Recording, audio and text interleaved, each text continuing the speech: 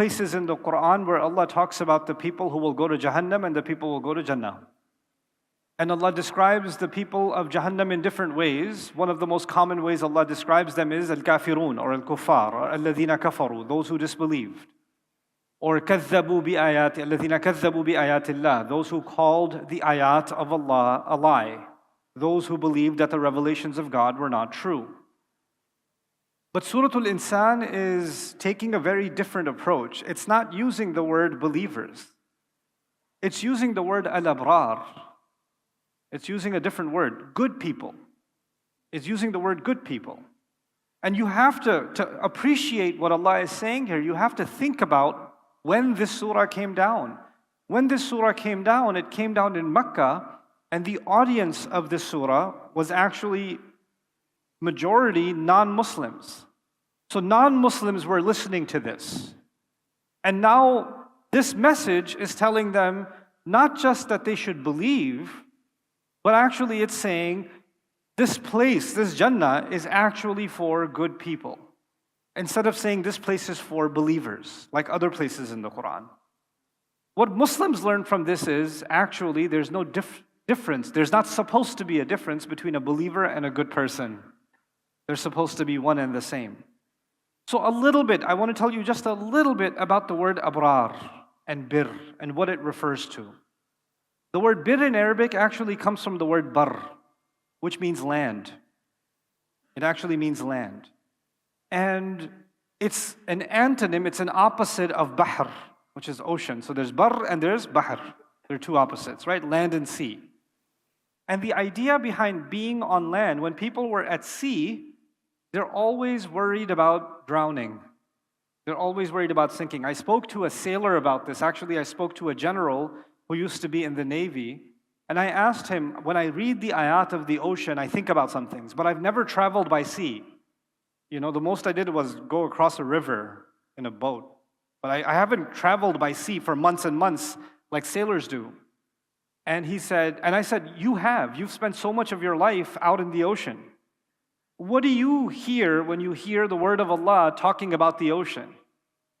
And he says, let me tell you something. Every sailor that's out at sea, every time they look at the water, somewhere in their head they're thinking about their death. Somewhere in their head. Their death is staring at them. At any moment, this water will become angry.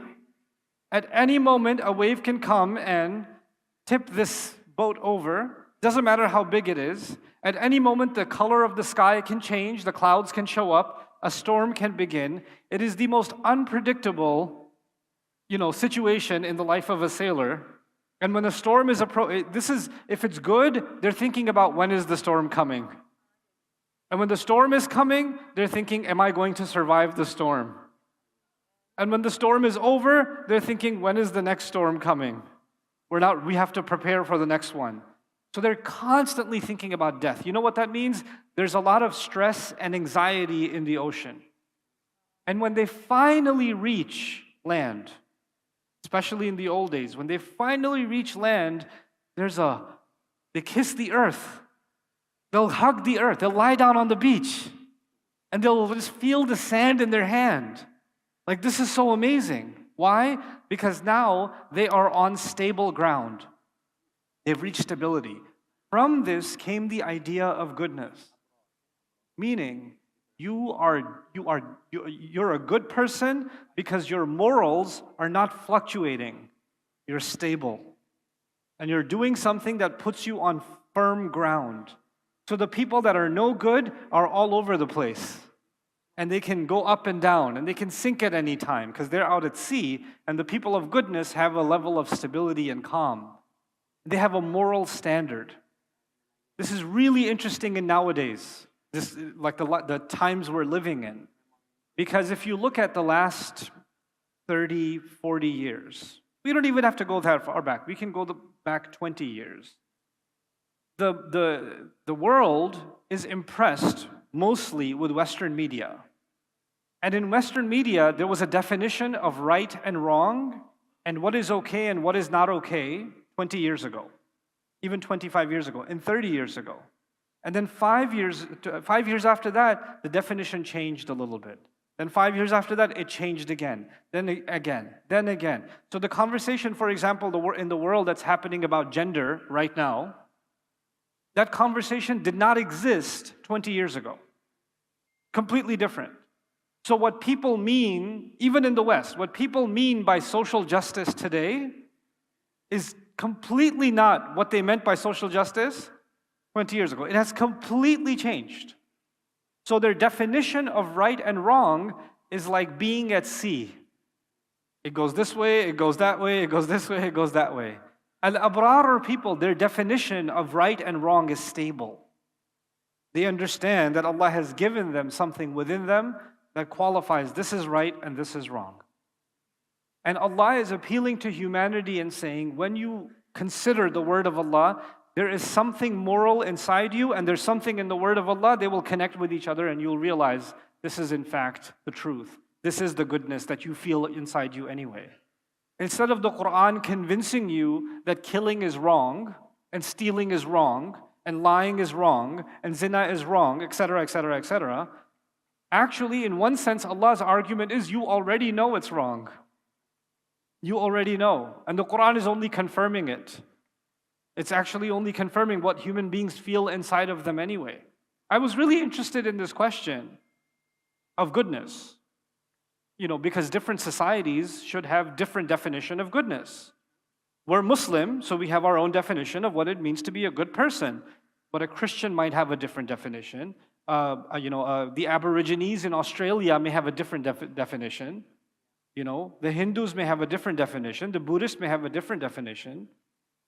And though all of them have different belief systems, one of the most interesting things throughout history is nobody said killing is good. Nobody said stealing is good. Nobody said lying is good. Nobody said cruelty is good. Nobody said impatience is a good thing. Nobody said mocking someone else is a good thing. Nobody said arrogance is a good thing. Nobody said being ungrateful is a good thing. Their definition, across cultures and across religions, it seems, even though these cultures sometimes have nothing to do with each other, there are some basic values that they all somehow share. Where did that come from?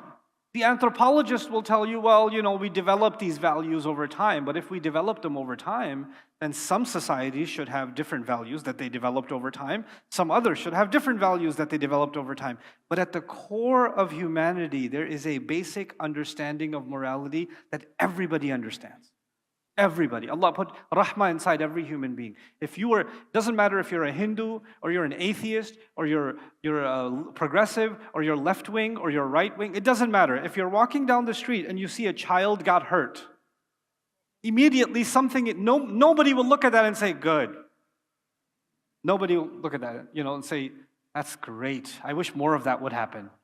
Nope. Except in one country we know now. Right?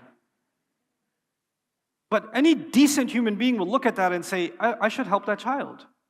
I should find out if they're okay.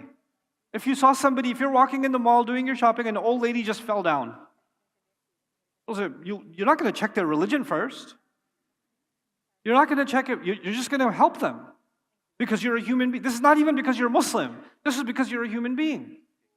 Allah is first telling us in this surah, inviting humanity to go back to the goodness they already know inside of them, and the Quran is only confirming that goodness. That's the call to al-abrar. Now, let's take it a step further. There are two things I want you to be aware of. In these 8 minutes that I have, I just want to share this one piece with you. Terrifying, actually. There are two things in Islam. If I think of my obligations to Allah, it's just two things. I'm responsible for myself, and I have some responsibility to others. I'm responsible to earn halal, that's for myself. I'm responsible to pray, that's for myself.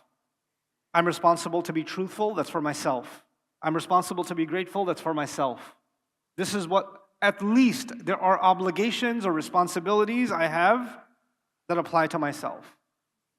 But there's another part of my religion where I owe something not to myself, but to others. There's others. And it's interesting that Allah uses the word yufuna bin nadhr. They fulfill the pledge. Describing good people, Allah says, I'll translate in simple English, they fulfill the pledge. What is the pledge?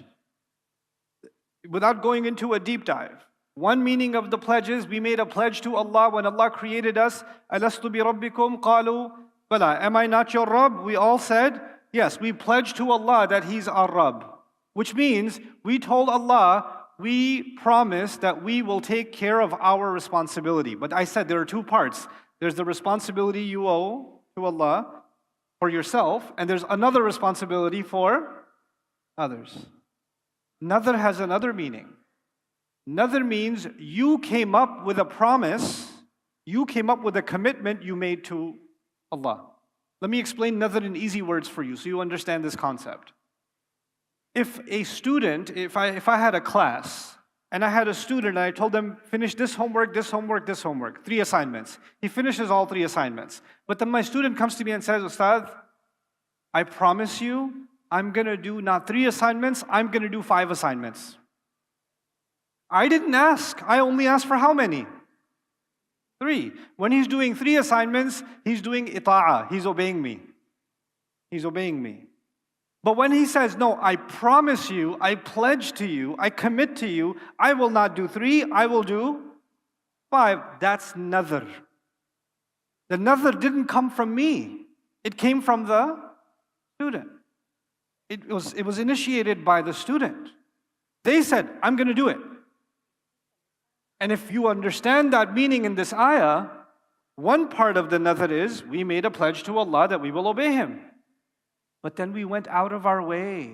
Some people went out of their way. They joined this ummah. And when they joined this ummah, they made a pledge to Allah that they will represent and they will bring goodness to the rest of humanity.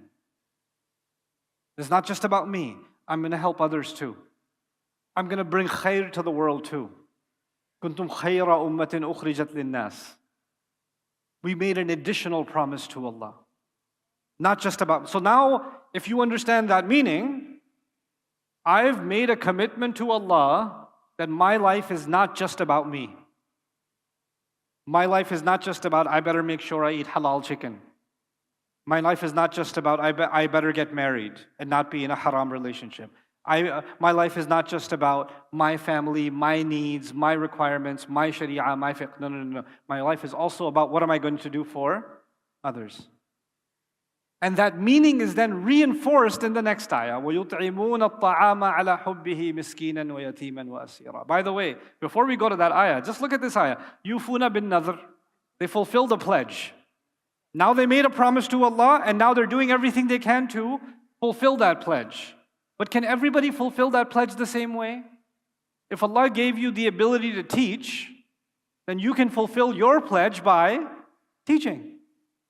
If Allah gave you the ability to fulfill, Allah gave you a really good business mind, you're very good at building a business, then you will fulfill that pledge by creating halal businesses and halal work opportunities, and other people can earn legitimate rizq, and you can benefit your society and the economy and the society by creating more businesses.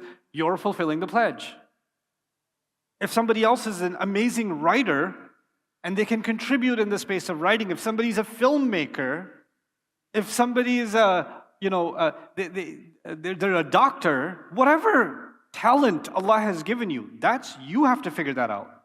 Because according to the ayah, you made the pledge. You can't come to me anymore or anybody else and say, Ustad, I don't know what I'm good at. Please tell me. When people come and tell me that, Ustad, I don't know what to do with my life, I say, shame on you. Allah put a ruh in you that is so powerful that the angels were told to do sajda, and you say your ruh is so weak you don't know what to do? Why are you belittling? Why are you insulting what Allah gave you? You don't have the power to figure this out? Why are you acting helpless? Why are you acting weak? What Allah gave the human being is very, very powerful. It's not something small. It is not something small.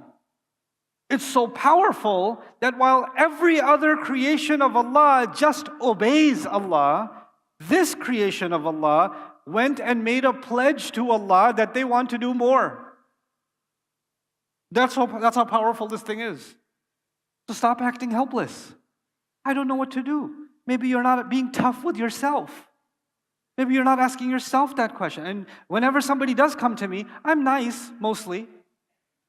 When somebody comes and asks me that question, what should I do? I say, I'm going to come back to Malaysia next year, inshallah, and I'm going to see you, and you're going to tell me how you answered that question yourself.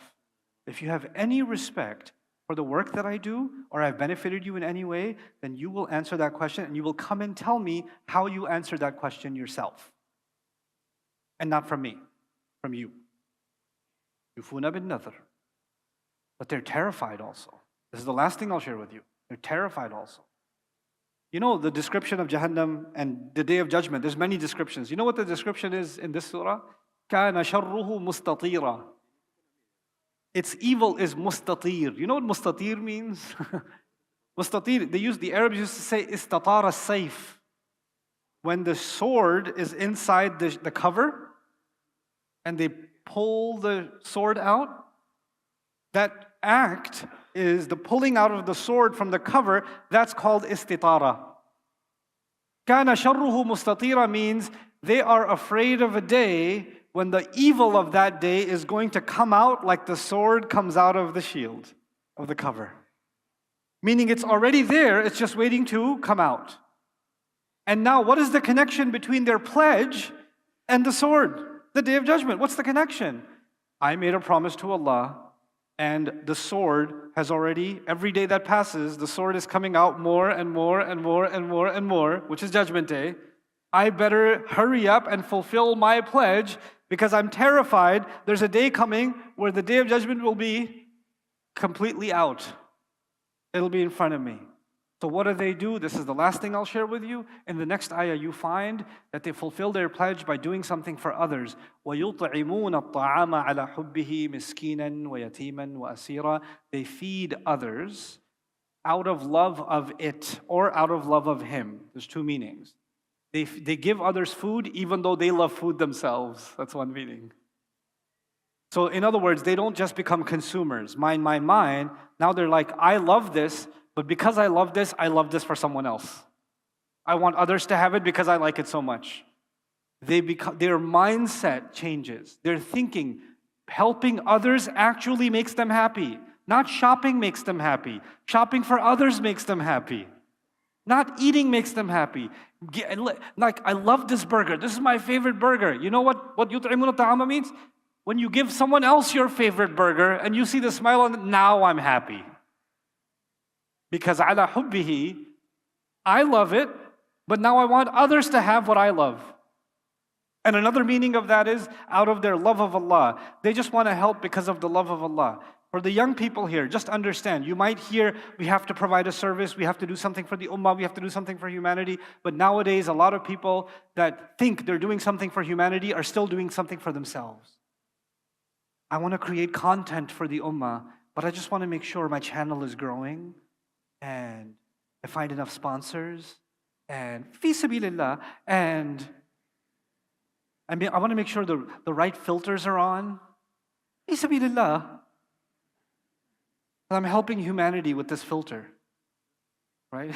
So you're telling yourself that you're doing this for others, but actually it's still an expression of love for yourself. I have to be careful of that. You have to be careful of that. وَيُطْعِمُونَ الطَّعَامَ عَلَى حُبِّهِ. Last thought of this, I know my time is now up, is that when I give, Allah says they give food. They give food. Don't think this ayah just means you go buy a sandwich and give somebody a sandwich. Don't think this ayah means that, they take some money and give somebody money and say, hey, get yourself some food. No. There's more meaning to this. The deeper meaning here is, if I went to a man who was hungry, I went to a woman who's starving. Instead of giving them food, I taught them how to fix a car. I taught them how to build a wall. I taught them how to do some plumbing. I taught them how to develop an app. I taught them film production. I educated them so they can learn to make their own money, and then they can feed themselves, and they can also feed other people, So I created an entire machinery out of يُطْعِمُونَ الطَّعَامِ. They feed food, meaning a modern way of looking at this would be they create economic activity. They create economic activity. They create job opportunities. They create education that will lead to more productive sustainability. They lead to a better economic condition for the people. And as they do that, this is actually يُطْعِمُونَ الطَّعَامِ. You know what that means? That those of you that are thinking about starting a business, right? If you're thinking like the American capitalist, you want to start a business and make as much profit as possible. If you're thinking يُطْعِمُونَ الطَّعَامِ, you will make profit for yourself, but one of your main goals is you want your employees to have decent salaries, and you want them to have good housing, and you want them to have a good Islamic environment in your business, and you're actually feeding their bodies and their souls and their families and creating a sadaqah jariyah for yourself and them. يُطْعِمُونَ الطَّعَامَ عَلَى حُبِّهِ.